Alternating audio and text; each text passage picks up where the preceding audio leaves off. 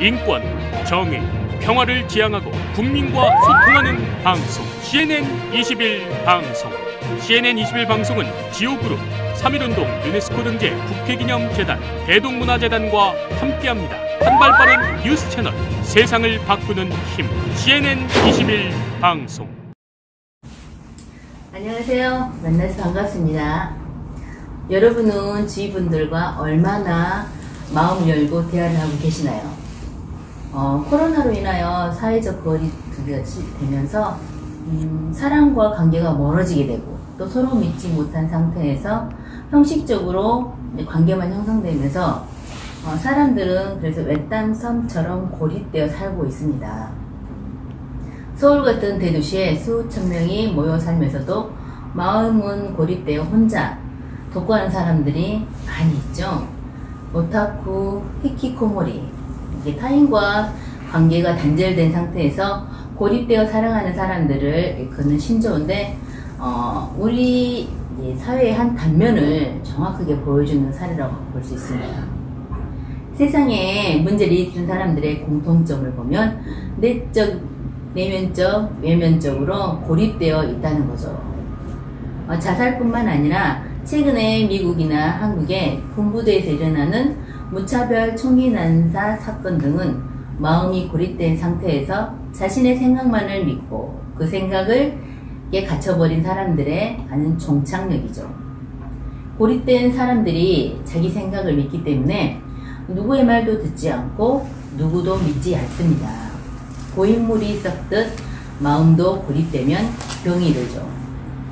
각자의 마음이 한 곳에 고여있지 않고 서로 흐르면 좋은 옷을 입지 않아도 또 맛있는 음식을 먹지 못해도 행복합니다.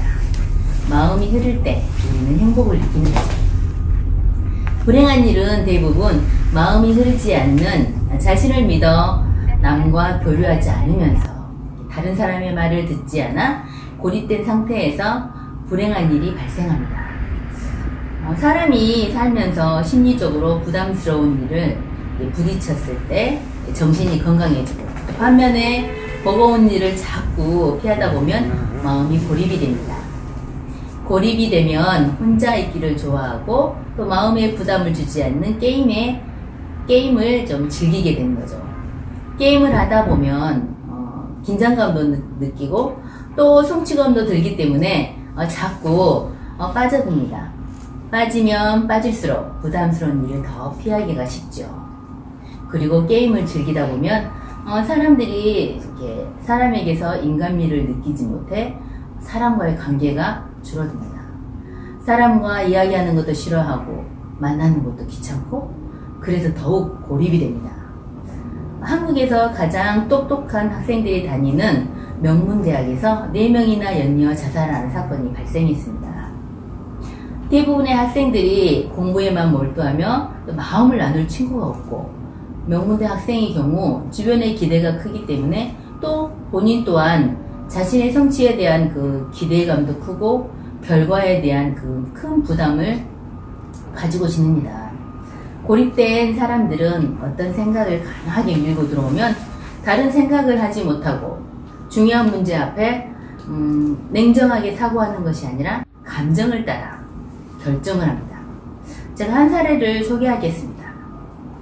늘 1등만 해오던 한 학생이 칭화대, 중국 칭화대학에 입학하게 되었습니다. 이 학생은 한 번도 1등을 놓친 적이 없을 정도로 똑똑했어요. 그래서 미국 명문대에서 스카우트를 받게 되고 또 등록금은 물론 많은 장학금과 대우를 받으며 미국에서 유학생활을 하게 될 예정이었어요. 그런데 칭화대에서 이제 처음으로 시험을 보게 됐는데 그때 2등을 하게 됐습니다. 내가 어떻게 2등을 하게 됐지? 이건 말도 안 돼.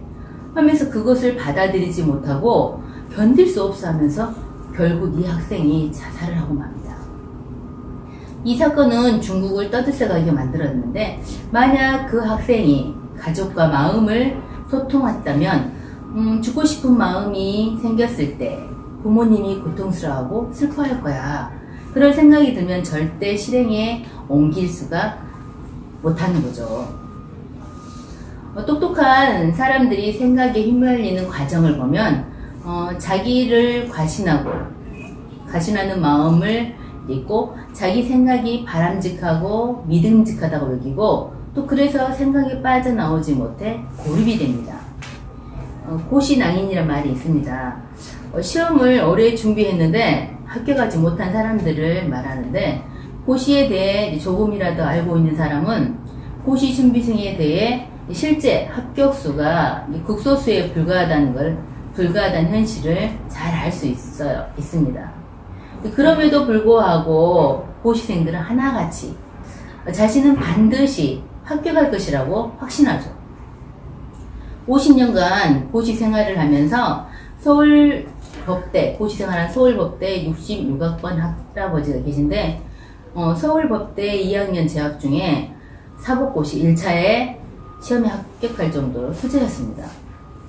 그런데 그런 할아버지가 이제는 지하철에서 칫솔을 파는 고시 폐인으로 전락했습니다.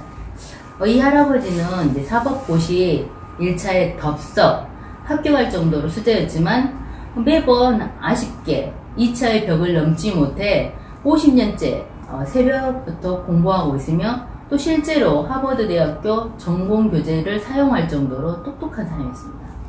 한 TV 프로그램에서 이런 할아버지를 돕고자 서울대 고시 선배인 그 변호사분을 이제 만나게 해서 했지만 대화가 통하지 않았습니다.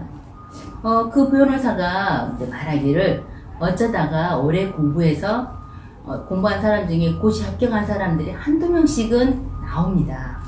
근데 그 확률과 가능성을 보고 계속 시험을 보는 것은 자기 인생을 스스로 버리는 것이라고 말했죠. 할아버지는 자기가 잘났고 똑똑하다고 믿었기 때문에 다른 사람의 말을 듣지 못하고 또 그런 생각의 테두리에 갇혀버렸습니다. 자기 생각을 믿어 고립된 그 과정을 보면 자기가 잘났다고 믿고 또 다른 사람을 무시하며 또 대화가 차단되면서 고립이 되고 그다음에 생각에서 벗어나지 못합니다. 고립된 사람들은 주위 사람들과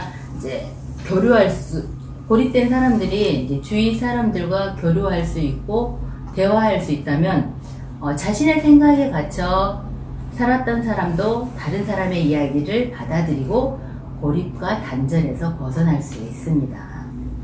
제가 아는 지인이 어느 날 문자를 받았어요. 엄마, 나 누구누구인데 핸드폰이 고장나서 수리를 맡겼어. 급해서 그런데 편의점에 갈 수 있어? 자기 딸의 핸드폰 번호는 아니었지만 딸의 이름으로 이제 급하다는 그 메시지를 보게 되면서 걱정이 됐어요. 딸은 급하다면서 편의점 구글플레이 기프트 카드 15만원권 상당의 5장을 찍어서 이제 보내달라고 한 거야. 근데 그 지인이 구글플레이 기프트 카드가 이게 뭔지를 몰랐던 거예요. 그래서 같이 있는 분한테 물어봤어요. 이 메시지를 보면서 이게 무슨 말이냐 그랬더니 그분이 혹시 이 딸이 게임을 하면서 이거는 핸드폰 게임을 할 때 사용하는 것이다. 사기인 것 같으니까 조심해라. 이제 그 말을 들으면서 이게 보이스피싱이구나 하면서 사기에서 벗어날 수 있었습니다.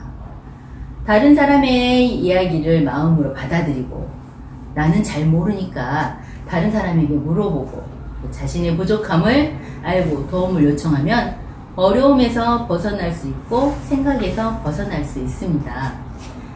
마음이 불안하고 두렵고 초조할 때 마음을 나눌 사람이 있으면 어려움을 이길 힘을 얻고 잘못된 생각에 끌려가다가도 벗어날 수 있습니다. 자신을 과신하는 동안 고립되어 가고 있다는 사실을 발견하고 절대 혼자서는 고립에서 벗어날 수 없다는 사실을 깨닫고 주변 사람들과 마음을 나누면